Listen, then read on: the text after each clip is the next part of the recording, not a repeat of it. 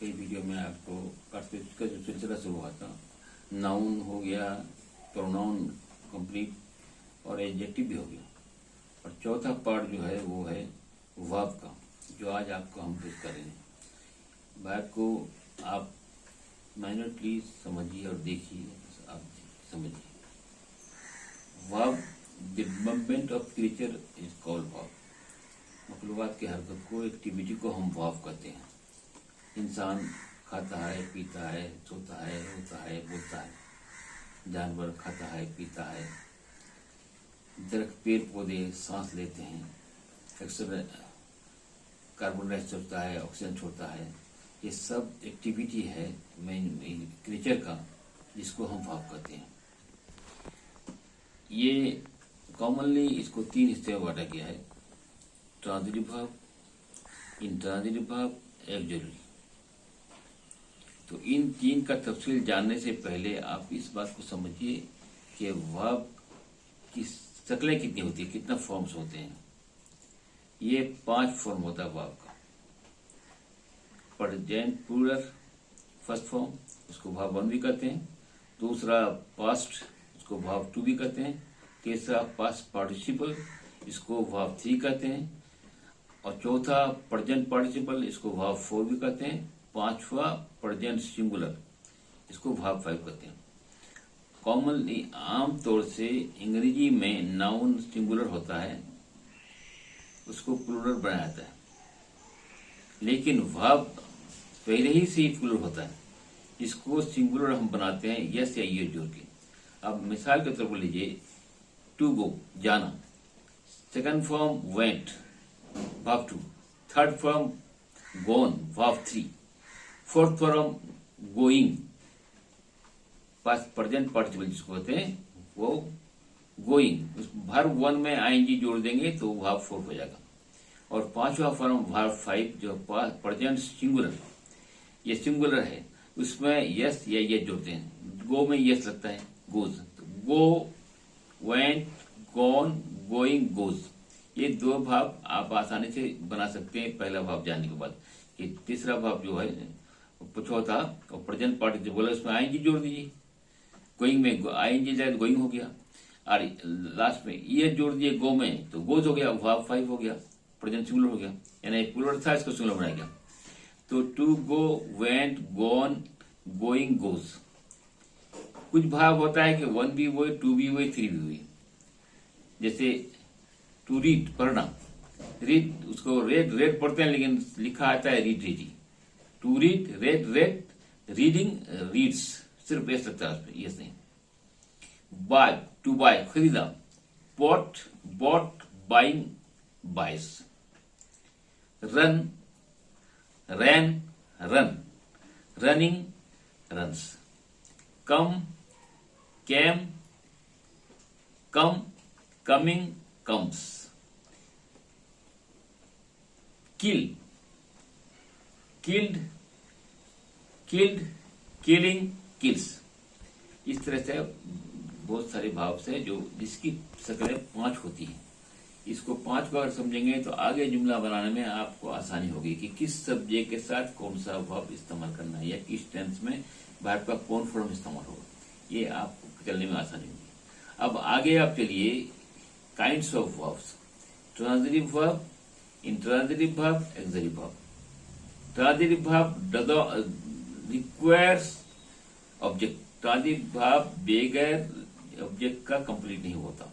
जैसे he kills A snack, वो एक सांप मारता है। अगर हम बोलेंगे ही किल्स, तो आगे सवाल उठेगा क्या, किसको मारता है। तो द स्नैक अगर लगाते हैं ऑब्जेक्ट, तभी ये जुमला कंप्लीट होगा, वरना ही किल्स करके छोड़ देंगे तो जुमला कंप्लीट होगा नहीं। इसको बोलते हैं ट्रांजिटिव वर्ब। जैसे the cat mewing, is mewing, बिल्ली म्यू म्यू कर रही है। Transitive verb.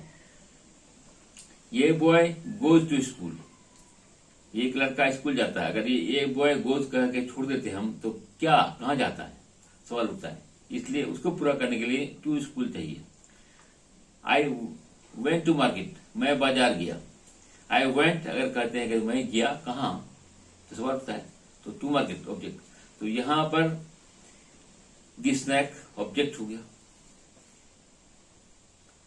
मार्केट ऑब्जेक्ट हो गया, इसके साथ ऑब्जेक्ट लगाना जरूरी है, इसलिए कहते ट्रांजिटिव वर्ब रिक्वायर्स ऑब्जेक्ट। अब इंट्रांजिटिव वर्ब को लीजिए, इनको intransitive verb doesn't require object, इसको ऑब्जेक्ट की जरूरत नहीं होती है। जैसे रिवर फ्लोज, नदी बहती है, कोई ऑब्जेक्ट की जरूरत नहीं। बर्ड फ्लाइज, चिड़िया उड़ती है, कोई ऑब्जेक्ट की जरूरत नहीं है ऑब्जेक्ट, इसमें ऑब्जेक्ट की जरूरत ही नहीं। विंड ब्लोज, हवा बहती है, कोई ऑब्जेक्ट की जरूरत नहीं, इसको बोलते हैं इंट्रांजिटिव वर्ब। तीसरा वर्ब ऑक्सिलरी है, इसका इस्तेमाल दो तरह का होता है, एक ऑक्सिलरी यानी हेल्पिंग वर्ब की तरह, दूसरा फाइनाइट वर्ब। फाइनाइट वर्ब का तीन नाम है, फाइनाइट वर्ब, प्रिंसिपल वर्ब या मेन वर्ब, एक ही वर्ब का तीन नाम। किसी भी जुमला में, किसी भी सेंटेंस पे एक वर्ब अगर इस्तेमाल होगा सिंगल, तो उसी वर्ब को फाइनाइट वर्ब हम कहेंगे या प्रिंसिपल वर्ब कहेंगे या मेन वर्ब कहेंगे। लेकिन उनके साथ अगर ऑक्सिलरी इस्तेमाल करते हैं तो एक ऑक्सिलरी वर्ब होगा, हेल्पिंग वर्ब, और दूसरा होगा फाइनाइट वर्ब। ऑक्सिलरी वर्ब को अकेले इस्तेमाल करके आप देखें पहले, जैसे ही इज ए मैन, वो एक आदमी है। इज यहाँ पर ऑक्सिलरी वर्ब नहीं बल्कि मेन वर्ब होगा, क्योंकि अकेले है वो किसी की मदद भी नहीं कर सकता, इसलिए वहां पर ये मेन वर्ब या फाइनाइट वर्ब या प्रिंसिपल वर्ब उसको कर सकते हैं। जैसे आई एम ए मैन, मैं एक आदमी हूं, तो एम यहाँ पर प्रिंसिपल वर्ब, इसके साथ कोई वर्ब लगा हुआ नहीं है, इसलिए ये मेन वर्ब हो गया। तो वीडियो में तो उसको हम एम को जैसे हम उसको दायरा में घेर देंगे, सर्कल कर देंगे, इनसर्कल कर देंगे, उसको आप आसानी से देख पाएंगे, समझ पाएंगे। तो ये ऑक्सिलरी का इस्तेमाल इस तरह से है, जैसे I was a intelligent student, मैं एक ज़हीन तालिब इल्म था। वाज यहाँ पर was principal verb, main verb, finite verb. इसी ऑक्सिलरी वर्ब को, या फिर और दूसरा एग्जांपल और दीजिए, जैसे आई हैव ए पेन, मेरे पास एक कलम है या एक कलम रखता हूं, तो वहां हैव ऑक्सिलरी वर्ब नहीं है, हैव ए मेन वर्ब हो गया कि मेरे पास एक कलम है। हाँ, सी हैड ये पेन, इसके पास एक कलम है, वो एक कलम रखती है या उसका है, तो यहां पर had main verb. He had ये बुक, उसके पास एक किताब थी, वहां हैड पर हैड मेन वर्ब हुआ या finite verb, principal verb, auxiliary verb यहां नहीं है। अब इन्हीं वर्ब को अब इस तरह से वेयर भी है, वाज भी है, इन्हीं वर्ब को अगर हम दूसरे वर्ब की मदद के लिए इस्तेमाल करेंगे तो वहां पर ये ऑक्सिलरी वर्ब कहा जाएगा या हेल्पिंग वर्ब कहा जाएगा। जैसे ही इज गोइंग टू मार्केट, वो मार्केट जा रहा है, is auxiliary verb, going main verb या फाइनाइट वर्ब।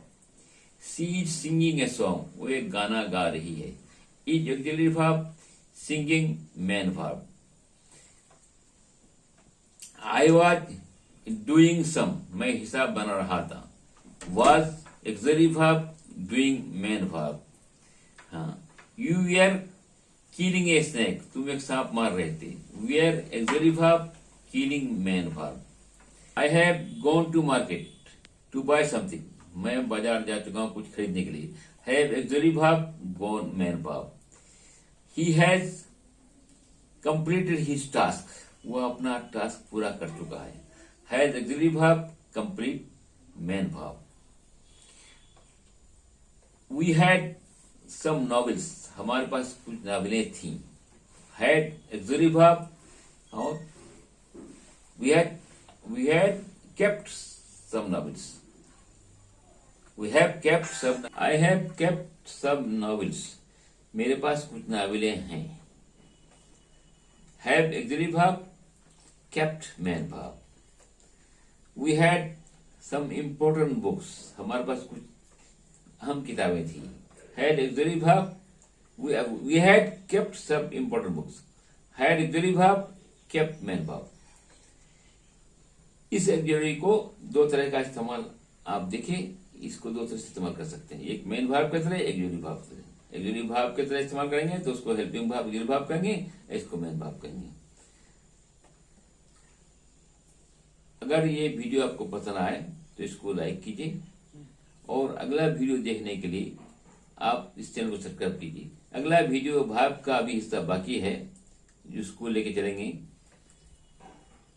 उसको लेके चलेंगे, और उसमें मॉडल भाव भी है, उसको लेके चलेंगे। अगला वीडियो भाव का कंप्लीट हिस्सा पूरा होगा।